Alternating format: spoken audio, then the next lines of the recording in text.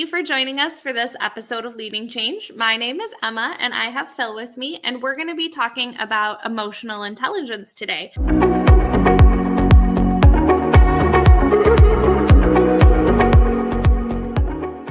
But before we dig into the questions that I've got for you, can you give everybody just like a real quick introduction?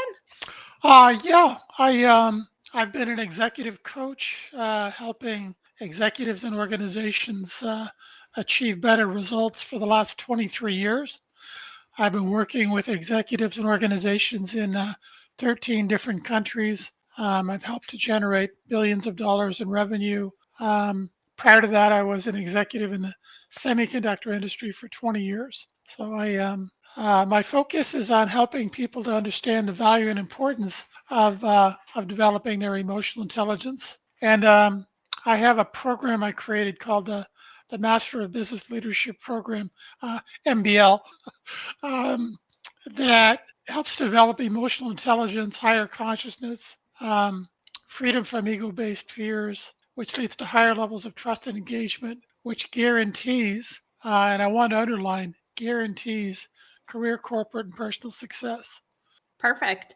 Well, and I love that you've got your logo behind you. And I want to dive directly into some of that, that experience that you talked about with helping executives. And so obviously you mentioned that your goal is to help them develop deeper emotional intelligence.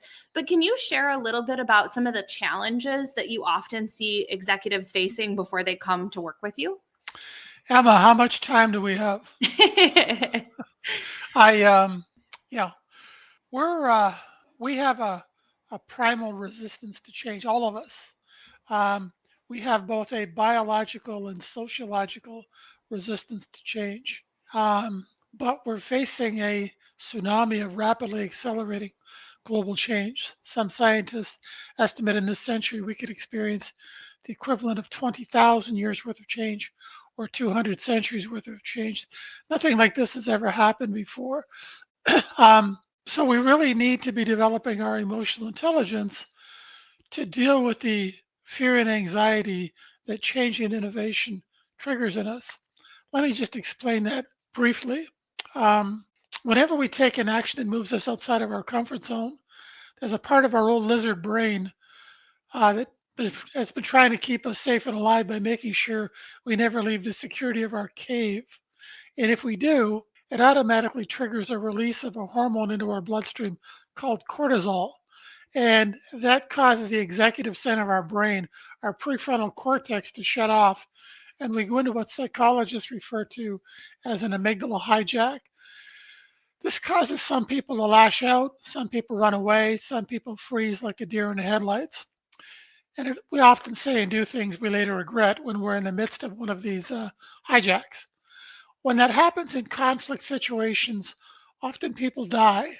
When it happens in business or personal situations, relationships die. We burn trust.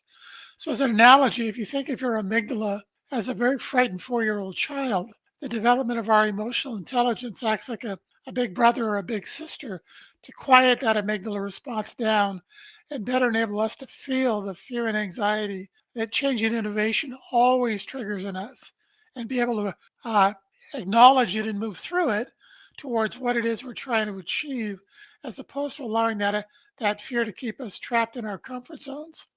So because of this rapidly accelerating rate of global change we're facing, more and more companies are hiring, developing, and promoting largely based on emotional intelligence. I'll give you an example of a company that's currently valued at about $3 trillion, and they're doing about $600 billion a year worth of revenue. And their primary hiring focus is emotional intelligence. And that company is Apple. And that's why when you walk into an Apple store, the energy you feel is an example of a more emotionally intelligent environment. They're not trying to sell you anything. They want you to have a great experience. Maybe you'll tell your friends and they'll tell their friends. And if you think about it, the way you feel in that environment is very different from the energy coming out of the stores surrounding that environment. So that's an example in many respects of the future of individual and organizational change.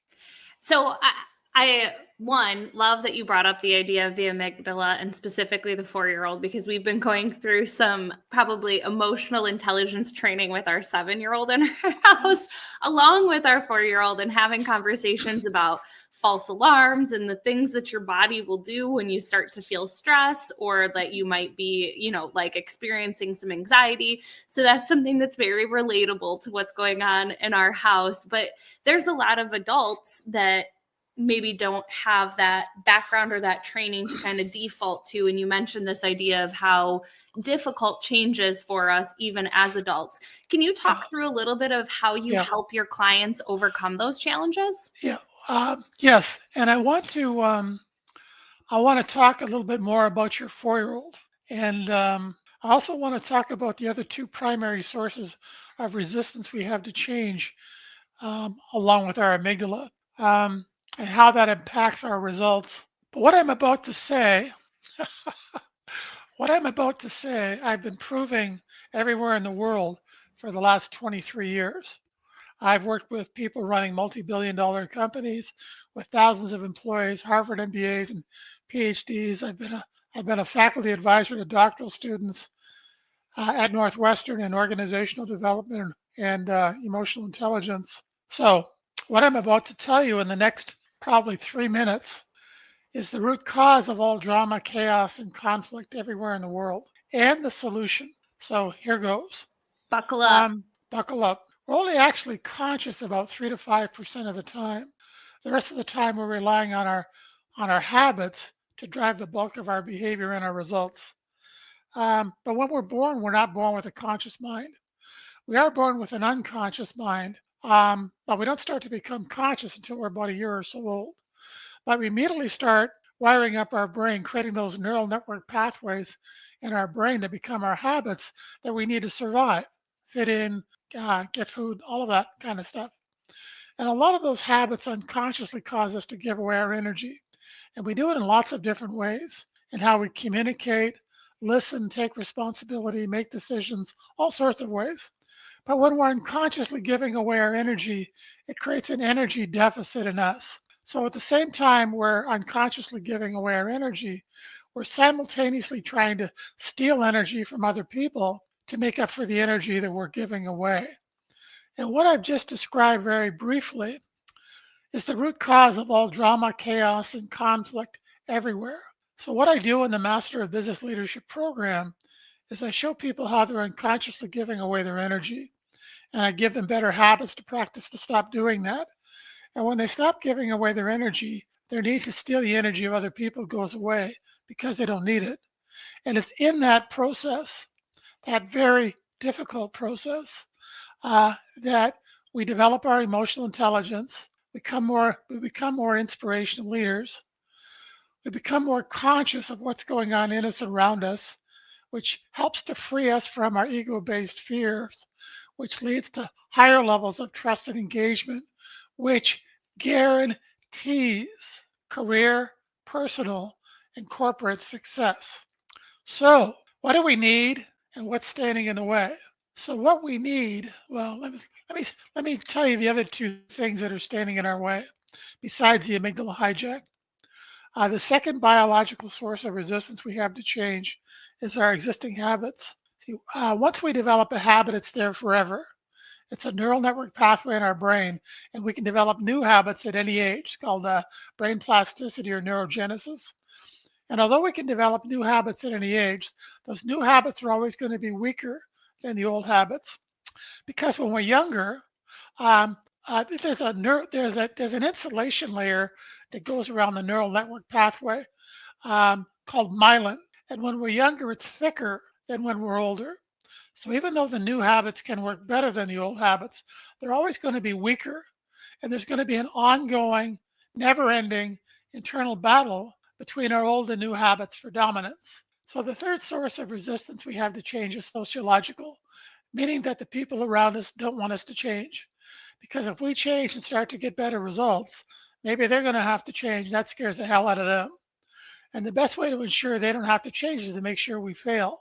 So they can say, look, I told you so, now come back into the herd with the rest of us. So those are the three primary sources of resistance we have to change. And how do we combat that? We have to have an emotional connection, a strong emotional connection to the vision of our desired result, something we want to achieve that's stronger than the fear and anxiety that's going to get triggered in us when we step outside of our comfort zone trying to achieve that desired result. If we don't have that strong emotional connection, if our ego based fear is stronger than our desire for better results, we may want better results than we're currently getting, but we won't be willing to do the emotional labor that getting better results requires. And quite frankly, most people aren't. Most people don't have that emotional connection. So because they're unwilling to change themselves, the only other alternative they have is try and change everybody else. And that's what we've been doing for thousands of years, using position-based power to control and manipulate others to get them to change because we're unwilling to change. And that's why the current level of employee engagement, according to Gallup, globally is around 13%. Low levels of employee engagement are costing the US economy alone over $1 trillion a year. And it's likely going to get worse as the rate of change continues to accelerate. Our educational system has failed us, and our employment system has failed us because it's focused primarily on our ability to do intellectual labor and has done nothing to develop our emotional intelligence. One other piece of information, there was a 40-year study done at UC Berkeley comparing IQ with EQ that concluded that emotional intelligence was 400% more valuable in determining success than intellectual intelligence. I think it's actually much higher than that.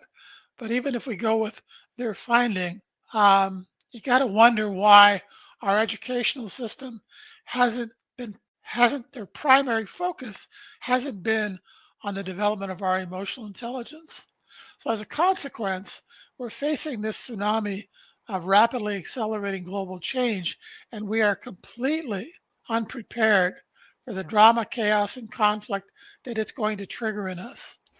I think, I mean, so I don't know if we shared this earlier when we were meeting, but I used to be a teacher and I was a social studies teacher specifically because the idea of helping create well-rounded society or people to go out into society was really appealing to me. And then when I got into the practice of it, I recognized that it was a lot more teaching to a history textbook or kind of teaching reading comprehension with a historical like lens on the stories that we were reading. And I really struggled with that because again, to me, a big part of being a teacher, and I would guess when you talk to many other teachers, they feel like a large portion of their role is to help with this emotional intelligence and helping children. But that's just, to your point, not how our systems are set up. So I think that that's a really interesting point to hit on. Yeah, let me comment on what you just said because I think you're exactly right. The development of emotional intelligence is an experiential process. It is not an intellectual process. What that means is that it's impossible to develop emotional intelligence by reading a book or having a conversation or watching a video. Those are intellectual processes and will do nothing to develop our emotional intelligence. Um, there's something else I was going to say as well. Let me just give you add to this, and let me give you an analogy between IQ and EQ. Yeah. Think of think of our ability to do intellectual labor as somebody giving you $10,000 a day for 31 days. So at the end of 31 days, you've got $310,000. Think of the development of our emotional intelligence as a penny that doubles in value every day. So day one, you have a penny. Day two, you have 2 pennies. Day three, you have 4 pennies. Day 31, you have $10.7 million. Day 40, you've got over 5 billion. Day 50, you've got over 5 trillion. So not everybody can have 160 IQ. If you have a high IQ, your parents had a high IQ, their parents had a high IQ, and you simply inherited those genes. You did nothing to develop that ability. But everybody can develop their emotional intelligence, and the ROI is massively greater than intellectual intelligence. One other thing, Probably within the next 2 to 3 years, AI is projected to have an IQ of over 1,000. So focusing on our ability to do intellectual labor is no longer going to be the ticket to wealth. It's no longer going to be the get out of jail card that it was in the 20th century. And we're all going to be focused increasingly on the development of our emotional intelligence, which is the next stage in our human evolution. Hmm. So currently, and this gets back to our educational system um, and our employment system, we're enslaved by our fear. We're enslaved by our ego-based fear. We get bombarded with fear messaging constantly from everywhere. Hmm. And we really need to invest in the development of our emotional intelligence to free us up from our ego-based fears, to regain the agency over our lives that we've given up over the years. So the development of our emotional intelligence is as essential for our survival as air or water. It's not a solution to the accelerating rate of global change we're facing. It is the only solution, and it is the next stage in our evolution as a species. I would agree. One of the things that I talk a lot about when I'm talking specifically about AI and emerging technologies is this idea that the things that make us uniquely human, i.e., like our emotional intelligence, are essentially what is going to allow us to continue to thrive and reach new heights when we've got these tools at our disposal. So I couldn't agree more with that statement. And, as we round out our time together, I'd love for you to just kind of like shout from the rooftops about some of the outcomes that your clients have seen again while working through your program, maybe at a high level highlight reel of what those outcomes of really focusing on emotional intelligence can do. Well, one client paid me $20,000, and within 9 months, he translated that into over $550,000 in revenue. I've had several, and by the way, I will send you a link to that testimonial. It's a YouTube video, and you can listen to his as well as many others, executives and entrepreneurs that have gone through the NBL program and the kind of results it's generated. It's generated for them. But literally, this fixes everything. This is it's the solution that fixes everything as we practice the habits to learn to stop giving away our energy. There are some companies I've been working with for over 14 years because the ROI keeps getting greater and greater and greater as we learn to master these habits and skills. Well, thank you so much for taking the time to sit down and share some of your insights. And I will certainly include the testimonials you just mentioned in my YouTube description as well when I've got my hands on them. But thank you again for your time, Phil. And for anybody watching, thank you for joining us. And if you're not already, make sure you follow Phil on LinkedIn and start paying attention to all of these lessons about how emotional intelligence can help us all reach that next level. But thank you very much and have a wonderful day. You too. My pleasure. Thank you so much for joining me for this episode of Leading Change. If you liked what you saw, be sure to subscribe and come back weekly for more expert interviews on digital transformation, change management, and emerging technologies.